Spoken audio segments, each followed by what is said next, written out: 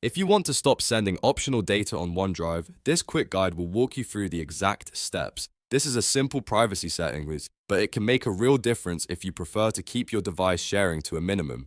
In this video, I'll show you how to find the right OneDrive settings, turn off optional diagnostic data, and save the changes properly. If this tutorial helps, please hit the like button and subscribe for more easy software guides. Now let's get into it. First, look at your taskbar and click the OneDrive cloud icon. This opens the OneDrive menu where you can access the app's settings. Next, click the gear icon, then choose Settings. This is where OneDrive stores the main account and privacy options for your device. Once the settings window opens, go to the account section. Here, you'll find the privacy-related options tied to your Microsoft account and OneDrive setup. Click Privacy Settings to continue. If a prompt appears, click Next to move forward through the setup screens. Microsoft may show a message asking whether you want to allow optional diagnostic data. This is the key part of the process. If you see that prompt, select No or turn off optional data sharing if that option is shown instead. What this does is stop OneDrive and other Microsoft apps from sending extra diagnostic information from your device beyond what is necessary for basic service operation.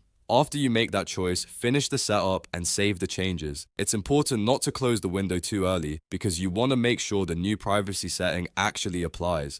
Once that is done, OneDrive will stop sending optional diagnostic data from your device. And that's it. You've now changed the setting and reduced the amount of optional data being shared. If you found this helpful, make sure to like this video, subscribe to the channel, and turn on notifications so you don't miss the next tutorial.